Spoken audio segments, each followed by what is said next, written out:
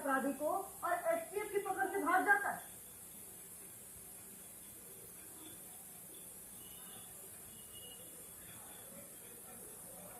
रणवीर, आपको आवाज मिल रही है?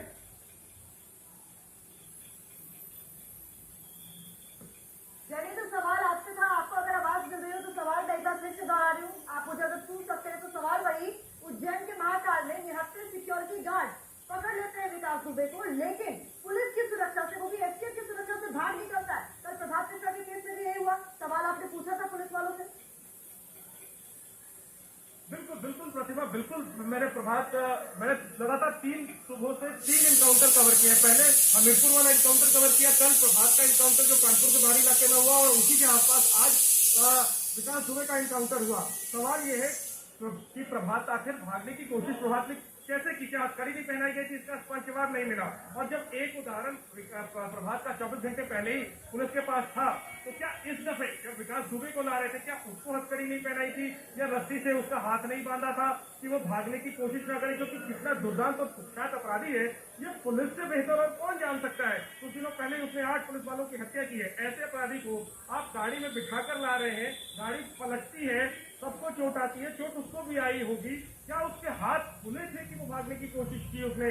और भागने की न सिर्फ कोशिश की, बल्कि ये भी बताया जा रहा है कि हथियार छीनकर भागने की कोशिश की। तो हथियार तो तभी छीनेगा जब उसके हाथ खुले होंगे। तो उसके हाथ आखिर क्यों खुले हुए थे? और पुलिस कुछ भी आधिकारिक तौर पर बताने से हिचक क्यों रही है, जबकि इतना वक्त गुजर चुका है? जाहिर है तमाम सवाल उठेंगे। और पहले तो पुलिस की थ्योरी आने दीजिए। जिस नाटकीय घटनाक्रम के तहत विकास दुबे का इनकाउंटर हुआ है, हालांकि उससे कोई सहानुभूति नहीं है, किसी को कोई सहानुभूति नहीं है विकास दुबे से या उसके गैंग से, जिस तरीके से उन्होंने सब इनकाउंटर हो रहा है। लेकिन सवाल यह है कि पुलिस कानून को क्या पुलिस ने अपने हाथ में लिया है या लापरवाही की है? क्या वाकई में इनकाउंटर हुआ है? ये सारे सवाल हैं जिसका जवाब जो है वो पुलिस बेहतर दे सकती है। रणवीर के पास चलते हैं। रणवीर, एक महत्वपूर्ण सवाल ये है कि धोती में ही कल इनकाउंटर हुआ, धोती में ही आज इनकाउंटर हुआ, क्या ये महज इत्तेफाक है? देखिए, कई ऐसे सवाल हैं और ये सवाल अब हमारे जहन में भी है और विपक्ष भी सरकार से पूछ रहा है। प्रियंका गांधी ने ट्वीट करके कहा है कि अपराधी का अंत हुआ, लेकिन संरक्षण देने वालों का अंत कैसे होगा? अखिलेश यादव बोलते हैं कि ये कार नहीं पलटी है, बल्कि सरकार को पलटने से बचाया गया है।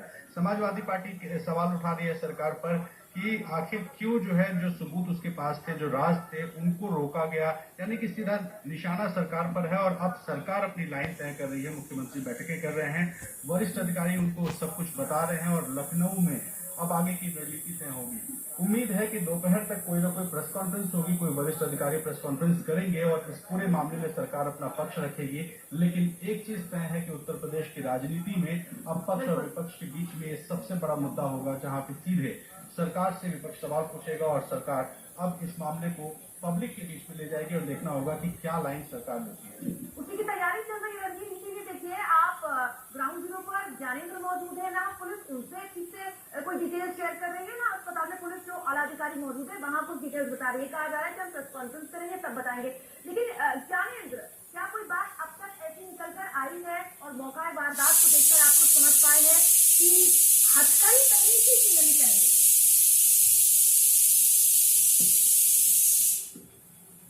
तुम जितने सवाल पंकज जी और विकास जी उठा रहे हैं, एबीपी न्यूज लगातार उठा रहा है, उन सवालों के जवाब यहाँ नहीं मिल रहे हैं। एडीजी साहब आए, आईजी साहब आए, एसपी साहब यही तैनात हैं। जितने साहब आ रहे हैं एक ही आश्वासन दे रहे हैं, प्रेस कॉन्फ्रेंस करेंगे, विस्तार से जानकारी देंगे। लेकिन कोई ये नहीं बता रहा है, जो ये कहा जा रहा है, जैसा कि ज्ञानेंद्र कह रहे थे अस्पताल से, कि अगर इतना खतरनाक और दुर्दांत अपराधी है तो इस छोटी सी गाड़ी में 4 लोगों की मौजूदगी में वो कैसे आएगा?